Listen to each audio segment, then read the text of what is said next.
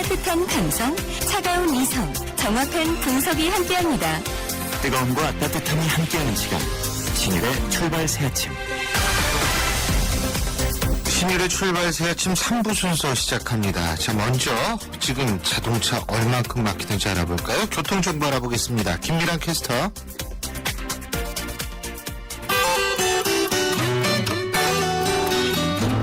출발 새아침 교통정보입니다. 가을 풍경이 나는 9월의 첫날 아침입니다. 도심이나 자동차 전용도 곳곳이 많이 밀리고 있습니다. 우선 도심 국회대로는 인천 쪽으로 목동교부터 경인 첫 번째 지하철을 지나는데 정체입니다. 반대 국회 방면 신월 나들목부터 경인 2호차도 지났는데도 정체에 서행하고 있는데요. 노들로 현충원 방면 양화대교 남단에서 한강대교 남단 쪽으로 속도가 떨어지고 있습니다. 서부간선도로도 외곽 안양 쪽으로 이동하는데 목동교부터 오금교 지나 고척교까지 거의 전 구간이 밀리고 있습니다.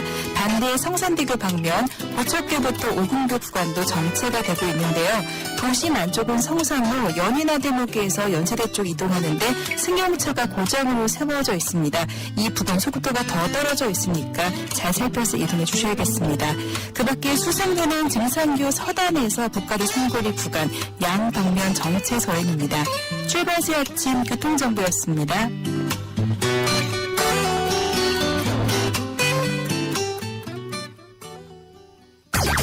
경제 컬럼니스트 정철진의 경제 시선. 경제 뉴스 알아보겠습니다. 정철진 경제 컬럼니스트 연결합니다. 안녕하세요. 네, 안녕하십니까. 예. 자, 9월의 첫날인데 말이에요. 네. 공정거래위원회 얘기부터 해보죠. 네. 일 아주 많이 하겠다고 나섰네요. 이건 좋은 거죠? 예. 좋습니다. 예. 공정거래위원회가 9월 좀 연휴도 있고 해서 흐트러질 수도 있는데 아주 열심히 뛰겠다 이런 의지가 있었습니다. 여러 가지 좀 계획들을 밝혔는데요. 일단 가장 먼저 눈에 띄는 게 9월부터 이 자동차, 특히 수입차들의 부품 가격 조사를 아주 자세히 하겠다 이렇게 발표를 했습니다. 노들의 공정거래위원장이 이제 수입 자동차 수리 비용이 지나치게 비싸고 부품 가격이 불투명하다. 그래서 소비자 불만이 아주 크게 증가하고 있다. 관련 조사를 하겠다 이렇게 밝혔습니다. 계획을 좀 보니까요. 이제 앞으로 12개월 한 연말까지도 될 수 있는데 소비자 단체하고 공동으로 모든 이 수입차의 이 부품 가격 리스트업을 한다고 해요. 예. 근데 이제 우리가 약간 착각할 수 있는 게 이제 뭐 지금 4배 받는다, 5배 받는다 나오지 않습니까? 부품 가격을.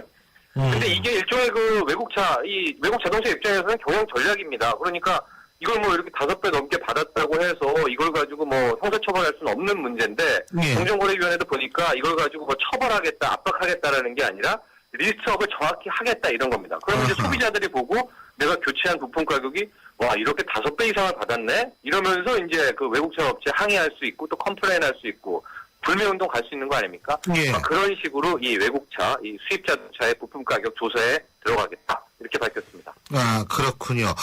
영화 산업에 대해서도 조사하겠다고 나선 모양이에요? 예? 네, 그렇습니다. 근데 기자 간담회를 했을 때 노델의 이 위원장이 같이 얘기가 나왔던 건데요. 수직 계열화 문제를 강하게 언급했던 것 같습니다. 이게 뭐냐면은요. 요즘 영화 보시면은요. 영화 제작하는 회사가 배급을 하고요. 그렇죠. 영화를 막 이런저런 극장에다 돌리고 또 그걸 자신의 영화관에서 틀어버립니다. 그러니까 제작, 배급, 상영을 한 회사가 이게 갖고 있는 그야말로 독점인데 문제가 많습니다. 그래서 공정위에서도 많이 얘기를 했는데 이제 그동안에 이 언급되는 이제 3개사가 있어요. 그래서 현장 조사는 다 했다. 그리고 가장 중요한 거는 불공정 행위가 있었는지, 즉 이 빅3가 서로 담합을 했다라든가 중소 영화 제작사한테 압박을 가해가지고 뭐 이런저런 일 안 해주면은 우리가 배급 안 해준다. 우리 극장에서 안 틀겠다. 뭐 이런 우월적 지위를 남용했는지 조사하고 있다. 이거는 우리가 뭐 뿌리 뽑겠다 이렇게 밝혔습니다. 또 한 가지 더 했었는데 요즘 가장 뭐 점유율 95%를 자랑하는 SNS 이게 모바일 메신저 카카오입니다. 카카오. 예, 카카오톡이라고도 그렇죠. 하는데 여기에 대해서도 지금 지켜보고 있다. 그래서 뭐 다른 사업형에 진출해서 경쟁 사업자를 착취하거나 배제하거나 뭐 신규진입 막는데 이런 불공정행위 하면은 이제 뭐 가만히 있지 않겠다 이러면서 살짝 엄포도 났습니다. 그렇군요. 자, 부동산 얘기인데 말이에요. 네. 부동산 전세 수수료가 좀 바뀝니까? 네, 그렇습니다. 가장 아마 인터넷에서는 지금 핫한 것 같은데 이런 문제가 있었습니다. 이 가령 이제 4억 원짜리 집을 매매할 때가 있고요. 4억 원짜리의 전세를 들어갈 때가 있는데요. 경우에 따라서 이 전세를 들어가는 사람이 부동산 수수료를 더 많이 부담하게 되는 게 이제 현재 수수료율의 문제입니다. 이게 뭐냐면은 현재가 이제 6억 원 이상은 매매를 할 때는 0.9% 이하에서 뭐 알아서 한다. 또 전세가가 3억 원 이상은 0.8% 이하에서 이 부동산 중개업자와 이 전세 들어가는 사람들이 협의를 한다 이런 건데 어쨌든 그 최대 한도를 보면은 전세가 3억 원 이상, 가령 4억, 5억짜리 전세를 보면은 최대 0.8%를 내지 않습니까? 그런데 이제 매매를 할 때는 6억 밑은 0.4%밖에 안 되니까 4억, 5억짜리 집을 살 때는 최대 0.4%밖에 안 됩니다. 그래서 늘 왜 전세가 돈을 더 내지 이런 것들이 있었는데 그래서 이번에 좀 정부가 나서서 이런 이제 부동산율을 좀 바꾸는데요. 기준을, 그러니까 고가주택의 기준을 좀 올리겠다 이런 겁니다. 그래서 현재가 매매가는 6억 원, 전세가는 3억인데요. 이걸 좀 올려서 매매가는 9억 원 정도로 올리고 전세가는 한 6억 정도로 올려서 새로운 이제 룰을 만들겠다 이런 겁니다. 이게 좀 타당성이 있습니다. 예. 그렇죠. 전세 수수료가 이게 좀 더 높으면은 네. 이거 문제죠. 사실 이거 바꿔야 되는 거죠. 예. 그렇습니다. 이게 2000년에 만든 거기 때문에 당시에는 뭐 전세가 6억이 드물었습니다. 하고 매매가도 뭐 6, 7억이라면 고가주택인데 지금 이 세상에 요즘에 웬만한 전세 다 3억 넘지 않습니까? 서울에서는 그렇죠. 중소형도 예. 그렇고요. 매매 가격도 한 9억 원 이상은 돼야 우리가 고가주택이라고 할 수 있는 거지. 그렇지 않습니까? 그만큼 이제 집값이 많이 오른 건데 그래서 중개수수료를 이제 현실화될 이 화야라는 게 확실합니다. 그래서 국토부 같은 경우는 당장 내년 1월부터 빨리 법 개정해서 이거를 이 적용을 하겠다. 뭐 그렇게 얘기를 하고 있습니다. 그래서 매매가는 9억 원 이상, 전세가는 6억 원 이상 되는 수준에만 한 0.8에서 0.9% 높은 중개수수료를 적용하겠다라고 하는데 지금 문제는 바로 이 부동산 중개업소에서 반발이 나오고 있습니다. 왜냐면은 외국을 봐도 외국은 이렇게 뭐 집 크기에 따라서 가격에 따라서 이 하는 것도 없고 기본적으로 평균 0.8% 이상 받는데 우리는 뭐 좀 싼 전세나 이런 거에는 0.3, 0.4%밖에 안 된다. 용납할 수 없다. 이런 게 있어서 아마 부동산 중개업자와의 마찰을 좀 어느 정도 감안해야 이제 새로운 부동산 이 중개 수수료를 바꿀 수 있지 않을까 생각이 되고요. 예, 제가 뭐 살짝 또 팁 하나 말씀드리면은 이 전세 들어가고 이거 매매하고 이랬을 때 그 사전에 좀 부동산 중개업자하고 이렇게 좀 많이 얘기를 하는 게 중요할 것 같습니다. 왜냐면은 계약서 쓸 때 부동산에서는 이제 편의상으로 가령 뭐 0.8% 이하에서 협의를 한다라고 하면은 살짝 계약서에 0.8%로 한다 뭐 이렇게 써놓습니다. 아예 부동산 이 중개 수수료를 그래서 지적을 하면 아예 뭐 사장님 이거는 그냥 써놓은 거고요. 나중에 말로 이렇게 다시 깎아드릴게요. 뭐 이런 식으로 하게 되는데 이러면서 분쟁이 굉장히 많이 일어나거든요. 그러니까 아예 계약서 쓸 때 그 이제 뭐 세입자나 매매하시는 분이 그 수수료를 이렇게 명시하지 말아라. 예. 뭐 사전에 협의한다든가 이런 지혜가 필요합니다. 예, 오늘 말씀 여기까지 듣죠. 고맙습니다. 네, 감사합니다. 예, 지금까지 정철진 경제 컬럼니스트였고요. 방금 들은 소식에 따르면 류현진 선수요. 시즌 14승을 달성을 했습니다. 예, 참 대단합니다. 훌륭합니다. 출발 새 아침은 청취자들의 참여를 기다립니다. 짧은 문자 50원, 긴 문자 100원의 문자 서비스 혹은 트위터 YTN 알스타트로 함께해주세요. 참여하신 분들 중 몇 분을 선정해 준비한 선물을 보내드립니다.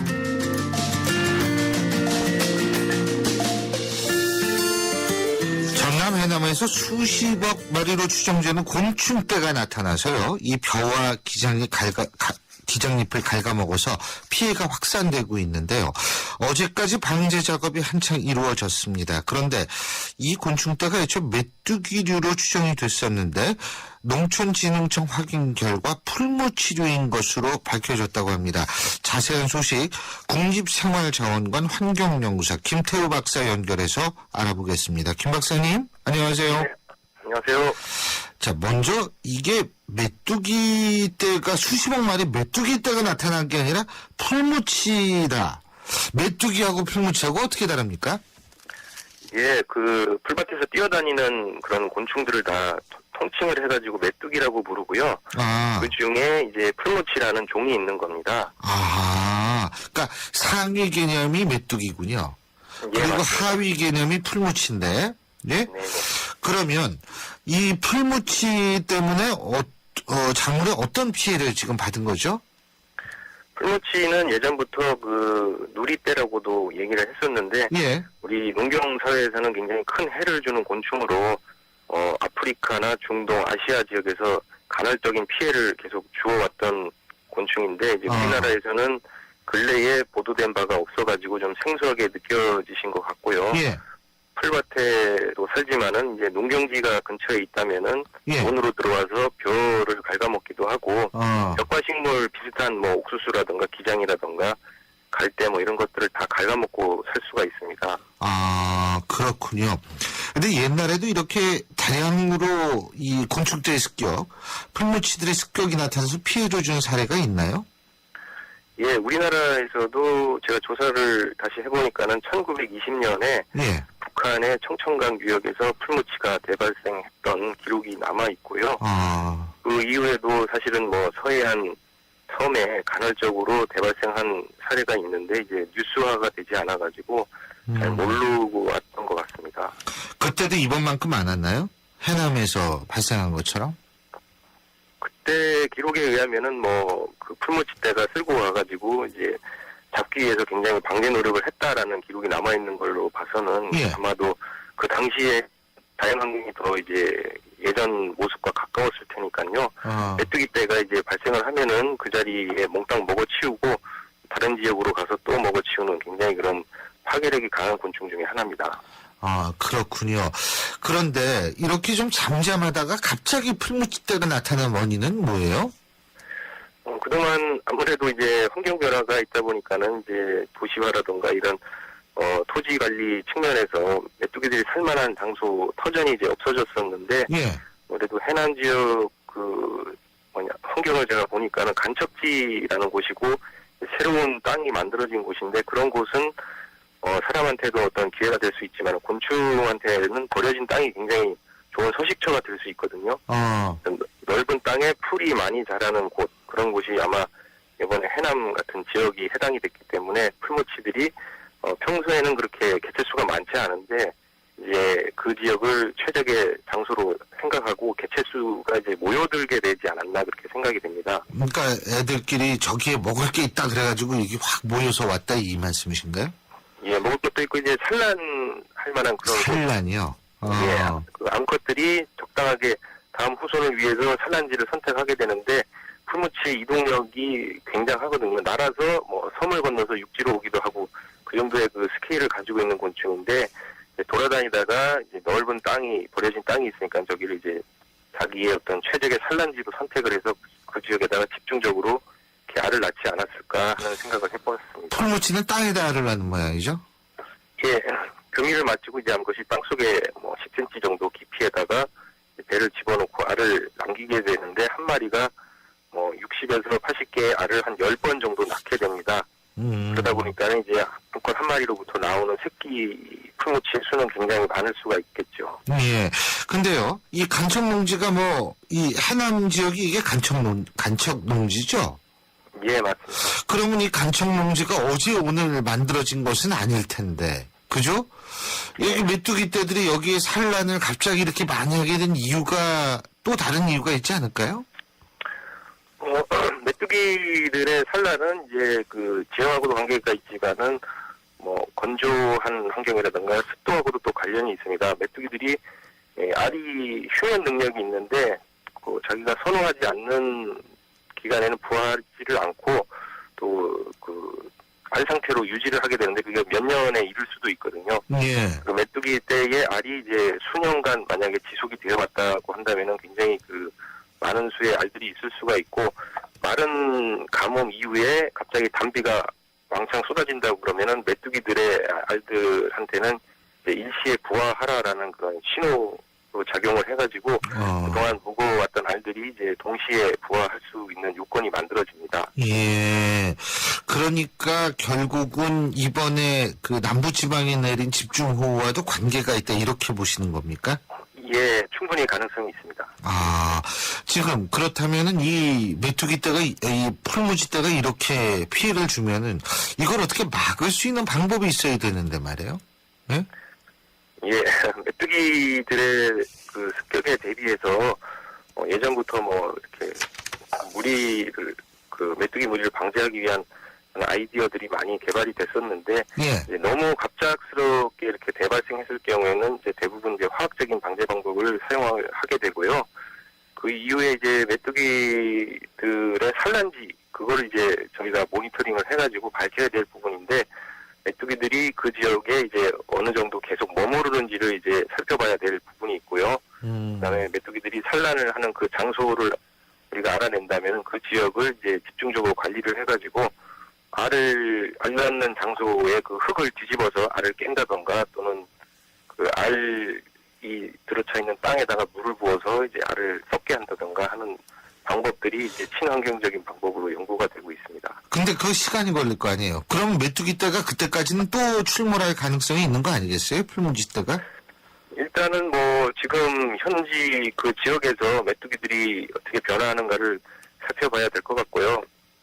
메뚜기들이 지금 어린 유충 상태인데 이제 성충이 되면은 날개를 달고 주변으로 퍼질 가능성이 많이 있습니다. 그래서 저는 그 전에 이제 조기 방제하는 것이 중요할 것 같고 메뚜기들의 그 습성을 좀 잘 파악을 해서 거기에 맞는 대처 방법을 그때그때 이제 적용하는 것이 중요하다고 봅니다. 근데 농민들의 입장에서 볼 때는 빨리 이 문제를 해결하고 싶을 거 아닙니까? 그러니까 실제로 농약으로 퇴치를 해야 된다 이런 입장인 것 같더라고요. 이거 어떻게 보십니까?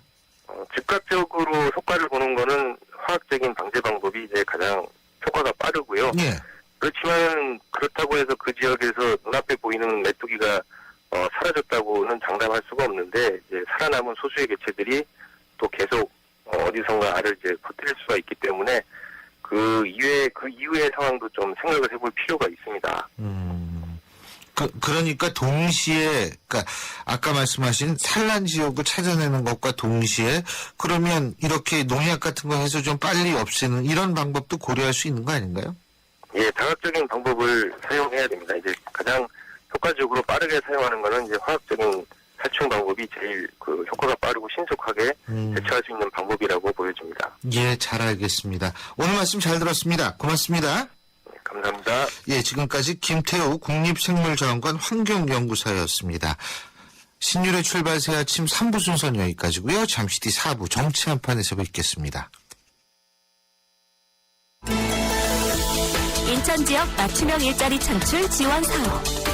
인천 지역에 맞는 맞춤형 교육을 통해 준비된 인재가 지역의 관련 기업으로 취업하는 사업입니다. 취업 희망자는 채용 희망 기업이 원하는 기술이나 지식을 배울 수 있어서 좋고, 채용 희망 기업은 기업이 원하는 능력을 갖춘 취업 희망자를 뽑을 수 있어서 좋은 인천 지역 맞춤 일자리 창출 지원 사업. 자세한 사항은 인터넷 홈페이지 injob.or.kr에서 확인하실 수 있습니다. 이 캠페인은 고용노동부, 인천광역시, 사단법인 인천벤처기업협회와 함께합니다. 대한민국 사장님들, 이보영이에요. 사업하면서 힘든 일 참 많으시죠? 이젠 노란우산 공제 꼭 챙기세요. 갑작스레 소나기가 와도 우산 하나 챙겨놓으면 걱정 없잖아요.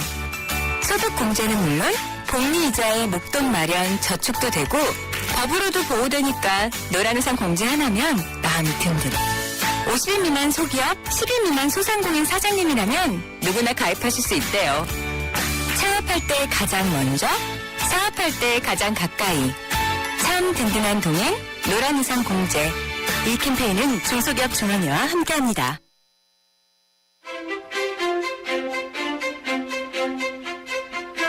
여러분은 지금 신율 교수가 진행하는 출발 새 아침을 듣고 계십니다. 신율의 출발 새 아침 4부 순서 시작합니다. 매주 월요일 4부 정치 한판으로 꾸미고 있죠. 오늘도 황태순, 박상병 두 분 정치평론가 나와 계십니다. 어서 오십시오. 안녕하세요. 네, 안녕하십니까? 예. 자, 이번 주도 얘기할 게 많은 것 같지만은 사실은 같은 얘기를 계속 되풀이한 측면도 있어요. 이게 정치 상황이 그다지 바뀌지가 않아가지고 말이에요. 네. 네? 근데 지금 야당 같은 경우에 저희가 앞서도 잠깐 그 야당 의원하고 인터뷰를 했습니다만 지금 이게 국회 장외 병행투쟁으로 봐야 되나요? 원내의 병행투쟁이 맞죠, 그러면? 원내의 병행투쟁. 장외투쟁이라고 얘기하면 기본적으로 투쟁본부가 장외에 있어야죠. 예. 장외에 있고 장외에서 대규모 시위 집회에 나설 때 우리가 장외 투쟁을 얘기하는데 지금은 장외로 나갑니다만은 본부는 원내에 있고 또 원내 정치도 지금 하고 있지 않습니까? 예. 그러면 원내외 병행 투쟁이라고 부르는 것이 명칭이 맞는 겁니다. 근데 병영 투쟁을 하는데 왜 이렇게 지지율이 떨어질까요? 왜 본 장내외 병행 투쟁을 왜 하는지 예. 국민들이 잘 모르거든요. 예를 들어서 뭐 장외 투쟁을 하더라도 보면 명분이 뚜렷하고 국민들의 공감 얻으면 오히려 지지율이 올라가겠죠. 근데 예. 사실은 보면은 박영선 대표 오늘 9월 1일이죠. 예. 지난달 갑자기 보면 1차, 2차 합의하고 2차 깨지고 당내에서 조금 반발 받고 뭐 그런 분위기에서 마침 지난 보면 그때 문재인 의원이 광화문에 단식하면서 박영선 대표가 좀 리더십 부족한 거 아니냐 하는 그런 내외 이야기 나오고 당 원로들이 이것도 한번 분리하는 거 맞지 않느냐 이런 분위기 막 어수선한 분위기에서 갑자기 보면 장내외 병행 투쟁을 결정했어요. 그러면서 그 당시에 내걸었던 기치가 뭐냐니까 3자 협의체 받아라 이거였거든요. 네. 세월호 특별법 제정을 위한 3자 협의체 받아라. 그걸 던져놨는데 그걸 왜 받아야 되고 야당이 3자 협의체 받는 거 뭐 요구할 수 있는데 뭘 주장하는지가 뚜렷치 않아요. 예. 그러다 보니까 국민들이 왜 이렇게 습관적으로 나가는 것인가. 그런 어떻게 보면 좀 짜증스러운 눈길을 보다 보니까 지지율이 떨어지는 게 아닌가 봐요. 제가 볼 때 이제 새정치민주연합은 원내외 병행 투쟁이다 말씀을 드렸는데 원내 투쟁은 성과가 없고 원외 투쟁은 명분이 없기 때문에 그렇습니다. 성과가 없고 명분이 없다. 좋아요. 그러니까 원내는 성과가 진짜 없고 예리하신 분석이시네요. 원내는 명분이 없고. 네. 좋은 말씀이세요. 예리하신 지적이시네요. 그래서 지지할 이유가 없는 거죠. 그거 참, 근데 이게요. 지금 9월 1일 오늘 이제 본회의는 시작이 되지 않습니까? 네. 제가 그런 의미에서 좀 여쭤볼게요. 정의화 국회의장께서 오늘 본회의를 직권으로 소집하겠다. 이건 직권 상정하고는 다른 거죠. 그죠? 다르죠. 예. 직권으로 소집하겠다. 이런 얘기를 지금 하고 있는데 이 부분에 대해서 어떻게 보십니까? 오늘 국회 본회의는 원래 2시에 예. 이제 정기국회 본회의는 열리죠. 그건 뭐 야당도 거기에 뭐 참석하기로 했는데 문제는 모레 3일 본회의를 갖다가 이제 직권으로 소집하겠다. 예. 안건 상정하는 건 아니에요. 국회법에도 보면은 의장이 여야 운영위원회에서 합의가 안 되었을 경우에는 직권으로 일자만 정해서 회의를 소집할 수는 있어요. 예, 안건은 갖다가 그건 국회의장대로 마음대로 정하는 게 아닙니다. 그러면서 이제 정의화 의장은 그 국회 소집에서 우선 몇몇 안건 제일 중요한 게 저거더군요. 국회 살림할 사람이 없어요. 사무총장이 아직 임명이 안 됐죠. 근데 실질적인 일은 시작하고 있어요. 박형준 사무총장 예. 내정자에 대해서 임명 동의해달라. 예. 그다음에 또 하나는 권순일 대법관이죠. 예. 이 부분을 처리하자. 예. 이 두 가지는 우선 급한 대로 해야 되는 거 아니냐. 그래서 3일날 직권. 근데 오늘 만에 본회의하면 저거 하게 되나요? 안도라니? 저기 뭡니까? 저게요. 한 달 전에 정신이 없어요, 지금. 예. 뭐요? 뭘 하게 돼요? 잊어먹으셨죠? 자, 넘어갑시다. 충분히 이해가 돼요. 나이가 들면 자기가 무슨 얘기 하려고 해도 깜빡깜빡합니다. 새정치연합은 이제 개회식에는 참여하고 네. 회의식 끝나고 나면 이제 본회의를 하지 않습니까? 네. 본회의에서 안건을 상정하고 처리하는데 그거는 안 간다는 얘기거든요. 네. 새누리당이 하지 않더라도 새정치연합이 하지 않더라도 새누리당이 단독으로 회의를 할 수 있어요. 단독으로. 물론 이제 개회식은 할 수 그러니까 할수 있겠죠. 있지만은 예. 이제 국회 집권당으로서 이제 명분이라든지 또 예, 야당도 예, 장악하기 예. 때문에 그렇게 하지 않을 것 같아요. 예. 이게 지금 정의화 국회의장이 국회를 소집한다고 하더라도 예. 실제로 국회의원 가가지고 아무 일 없이 그냥 넣는 거예요. 명분만 열었는데 압박을 하는 거거든요. 압박인데 내일 모레까지 파행되지 않도록 하는 것이 지금 중요하죠. 예. 그래서 오늘 세월호 유가족들하고 새누리당 원내 지도가 만난다고 얘기하니까 여기도 힘을 실어주는 게 좋을 것 같아요. 제발 좀 새누리당이 지금 잘 나가는 분위기 너무 힘있지 마시고 이럴 때 양보하면요 박수 받습니다. 또 유가족들도 너무 강경하게 가지 마시고 타협을 해서 제대로 된 진상규명할 때 최선이 아니면 차선이라도 모색하는 좀 그런 노력을 해서 마지막에 좀 새정치라도 끼워가지고 좀 전국이 정상화되는 그런 모멘텀이 돼야 되겠습니다. 바로 그 부분인데요. 오늘 유가족하고 새누리당하고 만납니다. 황 의원께서는 어떻게 보세요? 오늘 나름대로 성과가 있을 거라고 보십니까?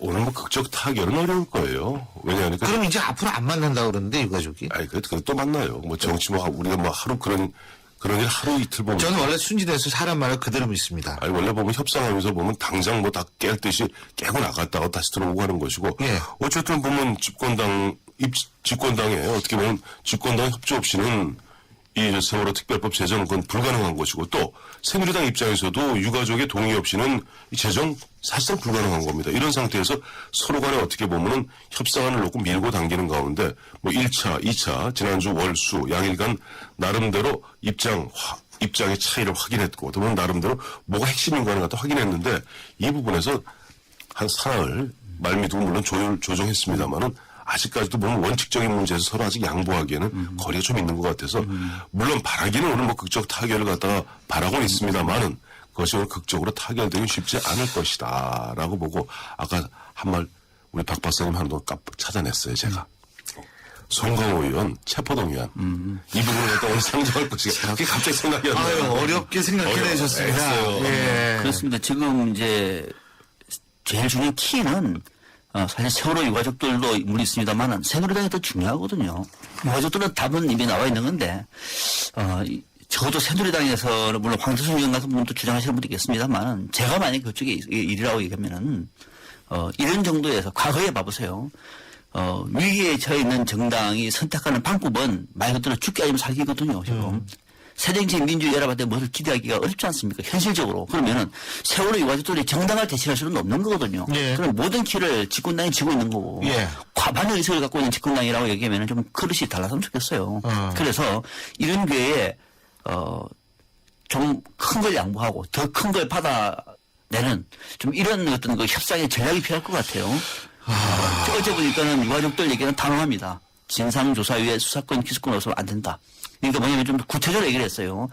진상조사위에 한 명을 검사로 임명을 해서 특별검사 되겠죠. 검사로 임명을 해서 그 검사가 수사권 기소권을 지도록 하자라고 그러면 하는데 이제 특검은 또 따로 하는 거고요. 그렇죠. 특검하고 네. 별도죠. 진상조사위에 하는 거죠.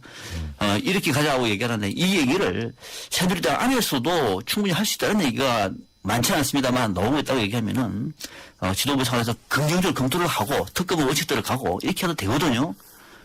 좀 큰 장치가 우리에는 없습니까? 특검도 이제 본인들이 임명하겠다는 거 아닙니까? 그러니까 특검은 활동 기간이 90일, 180일밖에 안 돼요. 네. 특검 끝나는 거니까. 진상조사위. 우리는 한 1년 반에서 2년까지. 그걸 할 수가 있기 때문에 이제 진상조사가 더 중요하다고 보기 때문에 이 대목을 또 한번 고려해보면은 오늘이라도 저는 타결 볼 수 있다고 봐요. 예, 어쨌든. 물어봐요. 예, 예, 말씀하십시오. 예. 아니, 아까 조금 전에 우리 박상민 박사님이 어제도 모 방송에서 같이 하다 보니까 제 얘기를 듣고 오늘 저 아무 말 안 했는데 황태순 위원이 얘기한 대로 저 아무 얘기 안 했거든요. 소리는 다 났어요 벌써. 났어요? 네. 그래. 전화 한마디로 지금 이제 김재원 원내 부대표, 예. 수석 부대표 한 얘기대로 진상조사위원회 기소권 조사권 주는 문제는 정부 여당 입장 확고합니다. 그건 위헌이기 때문에 그건 아예 논의 대상이 안 된다. 그런 이야기인 것이고 지금도 보면 새누리당 입장에서는 그거죠. 지금 보면 특검에 그 이제 여당목 2명 있지 않습니까? 이제 그 부분도 처음에는 새누리당이 양보한 게 2명을 갖다가 하되 야당과 유족들 그한테 사전 동의를 구해서 하겠다는데 그것도 이제 못 받겠다 하다 보니까 지금 야당 일부에서 나온 얘기는 그렇다면은 아예 우리가 사람 한 5, 6명 골라줄 테니까 거기서 새누리당 너희가 2명 골라라. 그것도 보면은 새누리당은 그건 말도 안 되는 소리다. 왜냐하니까 우리가 골랐을 때 너희가 동의하는 거다고 뭔 차이가 있겠냐 하지만 사실 차이가 엄청나거든요. 극단적으로 새누리당 지금 지도부가 이른바 의심하고 있는 것은 가장 그 반정부적인 예를 들어 민변 변호사 5명 골라서 자 이 중에서 2명 골라라. 그럼 무슨 의미가 있습니까? 그렇기 때문에 이것도 안 된다. 그러니까 새누리당 입장에서 1차에 또 우리 합의 양보를 했고 8월 19일 2차 때는 정말 큰 양보를 했으니까 이제 이 부분에서 좀 수용을 해라 하는 그런 입장에서 또 보면 앞서 말씀하신 대로 박 박사 말씀하신 대로 지금 세월호 유가족들 입장에서 다른 거죠. 정확히 따지면 세월호 유가족 둘로 좀 쪼개져야 됩니다. 일반인 유가족 받아들였거든요. 협상안을 여야 협상안을 지금 단원고 유가족들 입장에서는 그건 안 된다. 앞서 말씀하신 진상조사위원회에다 수사권 기소권 줘라. 바로 그만큼 간극이 큰 거예요. 혹시나 이런 얘기에서 어제 저녁 때 몇몇 분들하고 관계자분들 얘기를 하다가 네. 이거는 뭐 공식 얘기 아니기 때문에 참고만 하지 너무 분위기를 전할 텐데 일부에서는 만약 오늘 새누리당과 협상이 안 되면은 아예 판을 깨자는 얘기잖아요. 때려친다고 예, 얘기를 판을 하더라고요. 깨자고 얘기해서 아예 그냥 특별히 만들지 근데 이제 말고 문제는 뭐냐면 하라는 얘기를 지금 내부에서 나오고 있고 지금 일반인만 한 거예요. 그러니까 일반인이 주장을 하고 근데 반응은 안 한다는 얘기죠. 네. 지금 사실 문제는 뭐냐면 지금 세월호 특별법 이 단원고 유가족분들의 주장은 100% 그 입장은 공감을 하는 분들이 많겠지만 이 정치가 안 돌아가고 있잖아요. 지금 올스톱되고 있잖아요. 지금. 네, 네. 그러니까 이게 이제 많이 판을 그분들이 깼을 경우엔 정치는 계속 스톱되는 거 아닙니까? 뭐 그럴 수밖에 없는 거죠 상황이. 그러면은 대한민국이 이게 제대로 안 돌아가죠. 뭐 지금도 제대로 안 돌아가고. 예, 지금도 물론 안 되고 돌아가죠. 앞으로도 안 예. 돌아가고. 앞으로도 저는 제대로 돌아가기 어렵다고 봅니다만은 내부 얘기가 뭐냐면은 세월호 유가족들이 원하는 이 정도 안 된다고 얘기하면은 앞으로 기대하지 않는다. 더 이상 협상하지 않는다. 그럼 국회가 알아서 하는 거죠. 동참하지 않는다는 겁니다. 자, 그럴 경우에는 이걸 어떻게 할 것인가. 이것이 박근혜 정부한테도 유리할까요? 여당한테도? 글쎄요, 뭐, 그건 이제 좀. 그러니까 이렇게 갈 예. 것은 아니에요. 그러니까 이 유가족들 입장에서는 이거는 뭐냐면은 이익단체가 아니잖아요. 유가족들이. 물론 그렇죠. 그죠? 예. 또 유가족들이 다른 학생들만의 문제가 아니라 대한민국 전체의 문제 아닙니까? 저는 그렇게 봅니다. 대한민국 전체의 우리도 언젠가 이렇게 될 수가 있기 때문에. 그러면 그래서 안전 문제라는 건 되게 중요한데 네. 하지만 그 안전 문제가 중요한 만큼 예를 들면 저희가 오늘 1부, 2부에서 그 복지에 관한 얘기를 했거든요. 네. 근데 복지에 관한 이런 예산들 지금 이 부분도 네. 지금 통과를 못 하고 있거든요. 그렇죠. 그러니까 이런 부분이 이제 좀 굉장히 일반 국민들 중에서는 안타까워하시는 분들도 많을 수밖에 없지 그게 않을까. 누구 때문이죠? 세월호 유가족들 아니요, 때문에 지금은 그렇습니까? 근데 일반 국민은 누구 때문이라는 보다도 현상을 이제 얘기를 하고. 대전 얘기하는 예, 예. 그래요. 보면은 지금 앞서 물론 뭐 아까 이제 박선명 박사 말씀하셨던 그런 그 내부의 분위기야. 아직 그런 일부의 뭐 격앙된 분위기 그렇겠죠. 있겠죠. 네, 뭐 네, 네. 저는 실제 그렇게 갈 거라고 보지는 않습니다. 근데 만에 하나 정말 만에 하나 그렇게 간다 그래도 사실 해법은 아까 우리 신 박사님, 신 교수님 올스톱 된다 그러는데 그 올스톱 안 될 수 있죠. 왜냐하니까 지금 세월호 투트랙으로 가면 투트랙으로 가면 돼요. 이른바 지금 박영선 야당 원내 지도부가 이걸 묶어놨거든요. 연기해놨지 않습니까? 세월호 특별법과 민생 법안 처리 문제를 연기해놔서 그렇죠. 야당도 풀어야죠. 그때쯤 되면은 풀는 가운데 유족들에 대해서 어떻게 보면 설득의 노력을 더 기울여야 되는 것이고 제가 지난주에도 얘기했습니다만은 사실 미국 같은 경우 9.11 폭탄 테러 이후에 진상조사위원회 발족하는데 1년 4개월 걸렸어요. 미국에서도 보면 여야 간에 극심한 대립이 있는 가운데 1년 4개월간의 그런 어떤 논의와 수기를 거쳐 진상조사위원회 발족했어요. 지금 우리 세월호 침몰한 지 한 2달, 넉 달이죠. 넉 달쯤 됐죠. 넉 달 됐는데 이 부분에 있어 지금 이게 당장 오늘 내일 안 된다고 그런 식으로 올스톱 되었어야 되겠습니까? 그리고 그런 부분에서 만약에 진짜 그렇지 않기를 바랍니다만은 단원고 유가족들이 그런 식으로 만약에 우리 못하겠다 하고 나간다면 야당이 그때는 또 나서야 돼요. 그리고 만약에 야당도 만약에 못하겠다 하고 한다면 저는 그때는 대통령에게 하나 좀 권해드리고 싶은 게 있습니다. 국민투표합시다. 좀 국민투표해야 됩니다. 이거는 아까도 얘기하셨지만 대한민국은 이런 단원고 유가족 245명의 단원고 유가족만 있는 거 아닙니다. 5천만 국민이 있는 겁니다. 그리고 송파, 세무녀, 자살법안 아직도 이렇게 돼 있잖아요. 그 방지법안. 그거 오늘 했어요 저희가. 했어요? 예, 그러니까 그런 등등 민생법안이 걸려 있어서 만약에 이것이 국정이 올스톱 된다면은 그 국민투표에서 그야말로 국민 전체의 의사를 물어야 됩니다. 차라리 국민투표다 방법이라고 저는 봅니다. 이런 거는 아주 여야가 아주 긴밀하게. 근데 그거 진짜 좋은 방법일 것 같아요. 네, 위헌 문제가 제기되고 있는 것이 무슨 여당이 헌법재판소도 아닌데 만나타 나오면은 부당선언은 위헌이라고 얘기를 하니까 이거 헌법재판소다 침묵하고 있고 아무튼 말하는 쪽에도 엇갈리고 하니까 이번 이런 기회에 사실 앞서 제가 정치가 이제 그 일정이 올스톱 된다고 한 얘기는 뭐냐면은 정치 일정이 스톱 된다는 얘기가 아니라 정치 복원이 안 된다는 얘기입니다. 정치가 복원이 안 되고 이대로 계속 가다 보면은 결국은 임기 말까지 똑같은 방향이 반복되지 않겠느냐. 그런 면에서는 정치 복원이 안 된다는 의미에서 올스톱 이렇게 말씀을 드리는 거죠. 일단 근데 법안은 좀 근데 이제 문자가 많이 오고 있습니다. 2804님 투쟁 자체가 식상합니다. 몸개그는 이제 그만. 1223님 사정치는 70년대에 머물러 있습니다. 7914님 끝까지 강경 투쟁하는 야당 심지가 곧아요. 힘내세요. 응원하는 국민들도 있어요. 이런 문자 보내셨는데 근데 어쨌든 이게 벌써 이 정치가 올스톱 된 지가 시간이 꽤 돼가지고 이게 참 걱정이에요 사실. 그래서 이제 제가 여쭤본 거고. 근데 지금 새정치민주연합 자체도 답답할 것이 비대위를 출범시켰는데 위원장 하나고 밑에가 없어요. 예? 그렇잖아요. 비대위원장만 선출한 상태죠. 네, 비대위원이 지금 없으니 이게 무슨 비대위예요? 아니 원래 8월 4일날 비대위원장 선출되면서 8월 20일까지 비대위원회 구성하겠다 1차로, 근데 8월 25일날 2차로 구성하겠다 했는데 지금 사실 박영선 대표도 이미 리더십에 상당한 도전을 받고 있거든요. 사선급 4선 이상의 중진들이 이거 저 박 위원장이 위원장하고 원내대표 2개 맞는 게 좀 힘들 텐데 나누지 내려놓지. 사실 박 위원장이 박영선 위원장이 내려놓는 순간 원내대표 역할인데 제대로 할 수 있겠어요? 그런데 지금 보면 여기에 또 보면 장외투쟁. 저는 좀 걱정이 뭐냐니까 지금 이번 주 중에 단원고 유가족들하고 타협 못 보면은 팽목항에서 20일 동안 저거 하겠다는 거 아니에요? 걸어오시겠다는 거 아니에요? 네. 그것도 릴레이로. 이렇게 되면 대충 추석 연휴 지나서 9월 한 달 그냥 날아가는 겁니다. 근데 그런 일이 없기를 바라요. 네, 지금 제가 볼 때도 지금 우리가 정치 보건 얘기할 때 왜 자꾸 이 얘기를 강조하느냐 하면은 지금 상황에서 정치력을 발휘할 수 있는 사람이 발상의 전환만 하면은 풀릴 수 있는 문제예요. 앞서 오죽해서는 이제 국민투표라고 얘기를 했겠습니까만 국민투표까지 안 가더라도 박근혜 대통령 계시잖아요. 김무성 대표 있잖아요.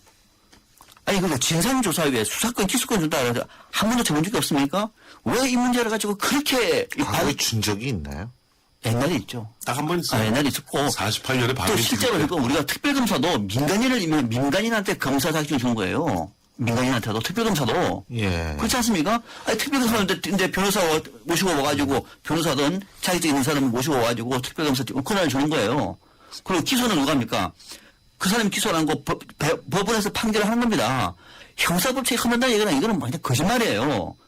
설사 논란이 있다고 하더라도 이거 검토해가지고 전혀 풀면 될 문제를 이거 자꾸 아니라고 얘기하니까 결국은 이 피해를 국민들만 보고 있지 않습니까? 국민투표 얘기가 나올 정도까지 이렇게 갈 필요가 없다는 얘기죠. 짧게 한마디 할게요. 예. 이거 박영선 원내대표가 민생법안하고 세월호 특별법하고 이거 분리만 하면은 이렇게 보면 전국 막히지 않습니다. 근데 박영선 위원장이 그걸 풀 힘이 없고 능력이 없고 의지가 없고 그 당내 지분이 없어요. 그렇기 때문에 지금 우왕좌왕 강경파한테 휩쓸려서 광화문으로 이제 팽목항으로 가겠다고 왔다 갔다 하는 겁니다.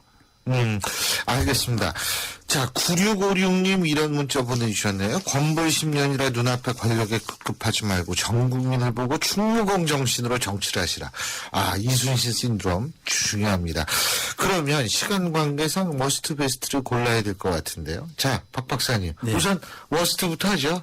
새정치민주연합의 안민석 의원장 왔습니다. 왜요? 당내에서 서로 논쟁이 일고 있는 장외투쟁, 또 원내에 논쟁이 일고 있을 때 동료 의원들을 향해서 빨대라고 얘기를 했습니다. 동료 의원들을 향해서 이 절박한 상황에서 빨대면서 빨대는 조중동이 어떻게 해주니까 좋겠다. 뒤에서 총치를 하지 마라 지도부에. 야당 의원이 이렇게 말하고 이게 자기 미달입니다. 동료 의원들 빨대라뇨. 이거 워스트입니다. 그래서 새정치민주연합은 안 되는 겁니다. 이런 사람들이 판을 치고 있으니까. 방해하세요. 예, 확인하죠. 저도 사실은 그분도 안민석 의원도 사실 후보군에 올렸는데 갑자기 박상면 박사님 안민석 의원 워스트 해버리니까 전 할 말이 없어서 조금 전에 좀 흥분 제가 조금 했던 박영선 비대위원장 잘하시라는 의미에서 워스트로 모셨습니다. 앞서 말씀드린 내용대로 어떻게 보면 당내에서 저도 박영선 위원장 조금 자리에 연연하는 느낌을 갖게 돼요.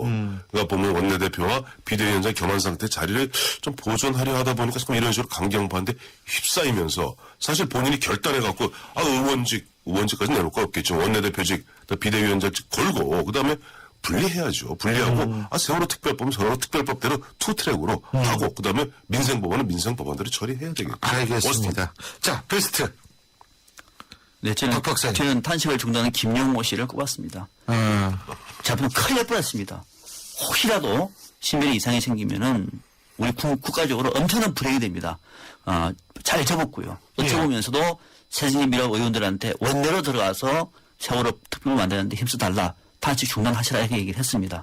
아주 적절합니다. 예, 황 의원님. 저는 심재철 새누리당 의원이죠. 세월호 국조특위위원장을 갖다가 베스트로 꼽았습니다. 이번 보니까 저는 국조특위 8월 동안 아무것도 안 했잖아요. 그러니까 특위 활동비 8월분 600만 원 소방방재청에다가 내놨어요. 그러면서 얘기가 한 일도 없는데 문호동 부임금 원칙에 따라서 이 세월호 소방방재청 지난번 강원도 소방방재청 예, 예. 그 소방사 돌아가시지 않았어요? 예. 그거는 장학금으로 쓰시라 하면서 예. 600만 원 내놨는데 베스트를 모셨습니다. 세비도 내놔야죠. 세비도 좀 내놓으시라고 그러죠. 뭐. 네, 아니, 뭐 그런 얘기도 사실 나오긴 나옵니다. 그리고 이 두 분은 워스트 베스트 이거 그냥 생각하실지 모르지만 이거 관심 엄청나게 받아요. 여기에서 누군지 제가 참 얘기 못하는데 베스트로 뽑힌 의원실에서 전화 왔습니다. 의원이. 일단 고맙고 요 문장이 조금 틀렸으니까 이렇게 이런 거 말씀도 하시고 이거 참 세간의 주목을 받고 있습니다. 아, 신 교수님 좋으시겠어요. 예. 자, 오늘도 정치 한판, 박상병 박사, 황태순 의원 두 분과 얘기 나눠봤습니다. 자, 신율의 출발 새 아침. 저희가 준비한 순서는 오늘 여기까지입니다. 저는 내일 오전 7시 10분에 다시 찾아뵙겠습니다. 청취해주신 여러분, 고맙습니다.